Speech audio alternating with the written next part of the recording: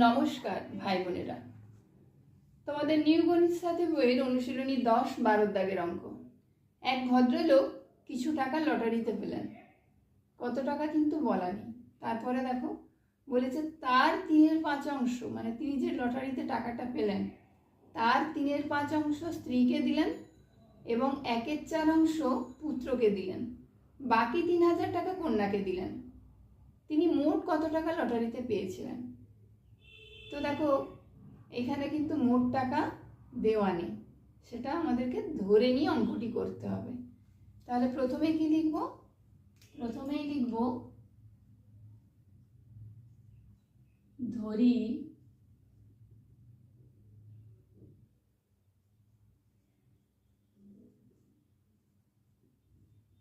লটারিতে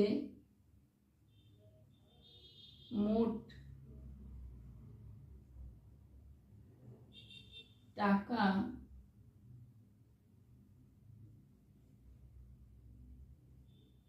পেয়েছিলেন 1/। এই 1/, থেকে তিনি এবার স্ত্রীকে দিলেন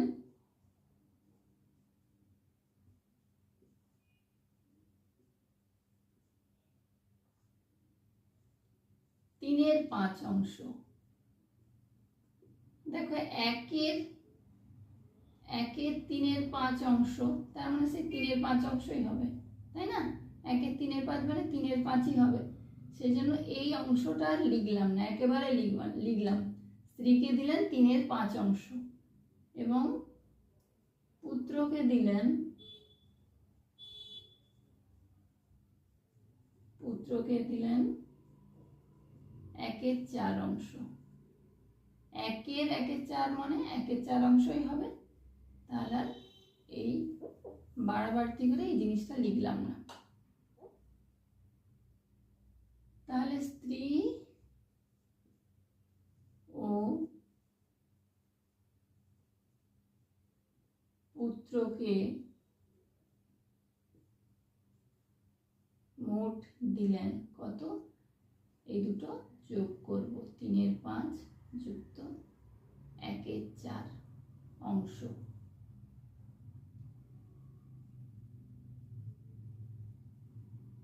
20, 4, 3, 12, 4, 5, 20, 5, 1, 5 অংশ সমান 12, 5 যোগ করলে হবে 17, 17 20 অংশ। এই যে স্ত্রী ও পুত্রকে দিলেন 17, 20 অংশ, এবার কন্যাকে কত অংশ দিয়েছেন সেটা বের করতে হবে।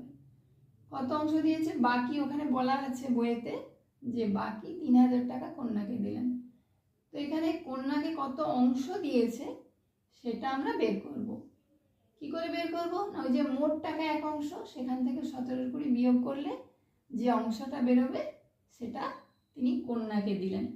তাহলে এখানে লিখব বাকি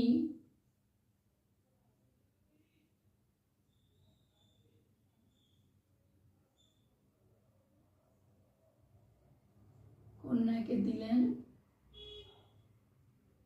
1 বিয়োগ 17, 20 অংশ।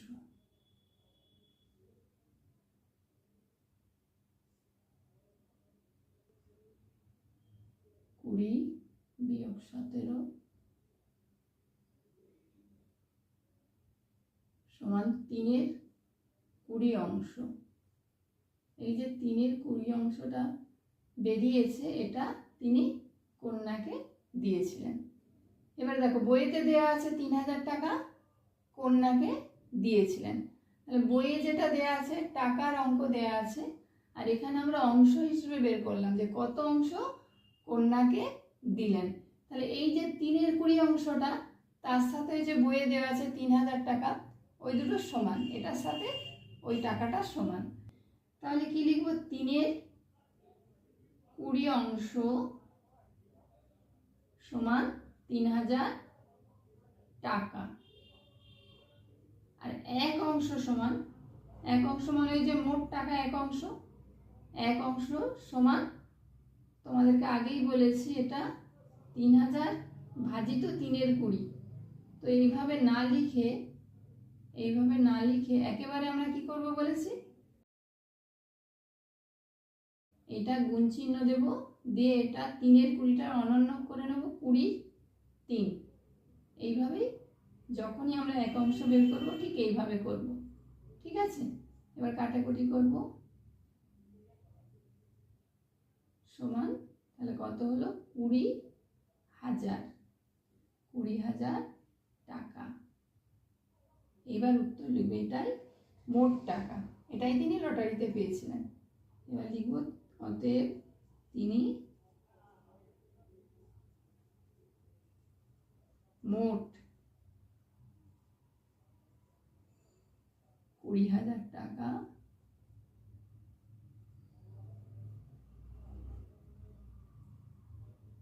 লটারিতে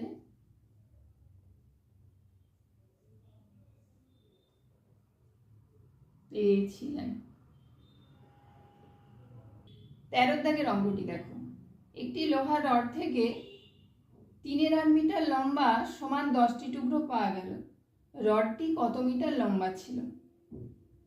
তো দেখো, একটি যে টুকরো তার দৈর্ঘ্য বলেছে 3.8 মিটার, তাহলে একটি টুকরোর দৈর্ঘ্য যদি 3.8 মিটার হয়, তাহলে এরকম 10টি টুকরোর দৈর্ঘ্য কত হবে? তাহলে এই রডটি কত মিটার লম্বা ছিল সেটা বেরিয়ে যাবে, তাই না? তাহলে আমরা লিখব, একটি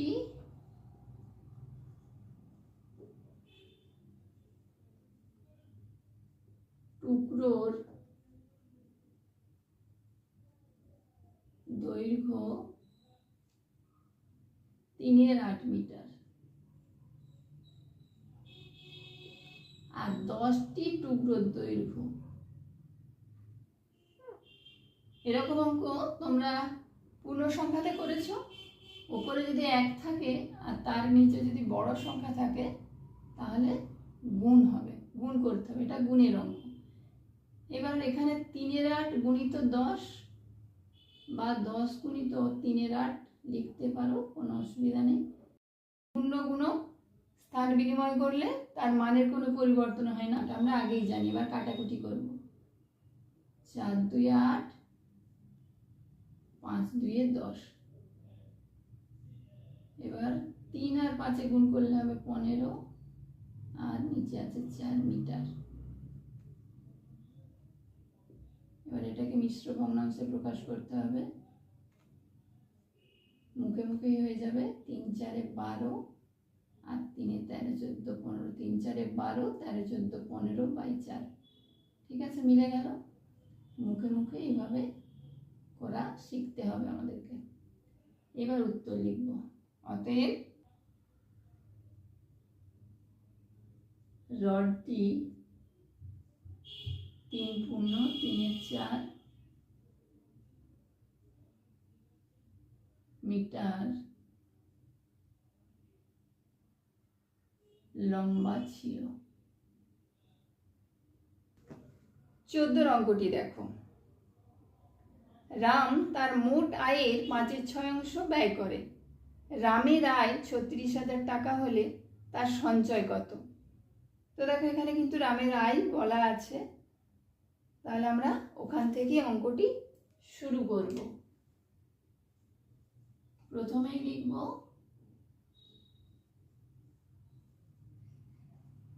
রামের আয়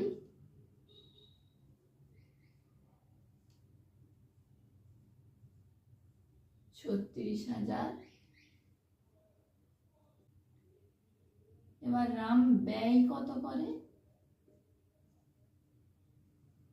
ব্যয় করে মোট আয়ের 5/6। তাহলে মোট আয় এখানে 36,000 টাকা, তাহলে 36,000 টাকার 5/6। এই যে টাকার সাথে একটা র আছে, মানে টাকা এর পরের ধাপে যখন আমরা করব, এখানে গুণ চিহ্ন দিয়ে দেব, গুণিত 5/6 টাকা। কাটাকুটি করব, ছয় 36 আর 3টে শূন্য সমান 5 6 30 আর তারপর 3টে শূন্য মানে 30,000 টাকা। এটা রাম ব্যয় করে। এবার দেখো রামের আয় আগেই দেওয়া আছে আর অঙ্ক কষে বের করলাম রামের ব্যয়। তাহলে এবার রাম সঞ্চয় কত করে? আয় থেকে ব্যয় বাদ দিলেই সঞ্চয় বেরিয়ে যাবে, তাই না? তাহলে এবার লিখবো রামের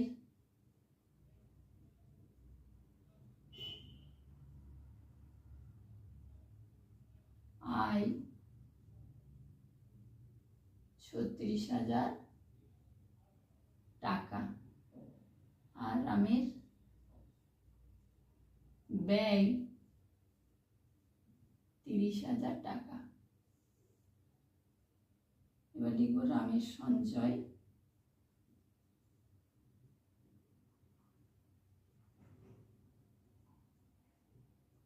এটা বিয়োগ করলে হবে 6,000 টাকা। এইবার উত্তর লিখব তার সঞ্চয়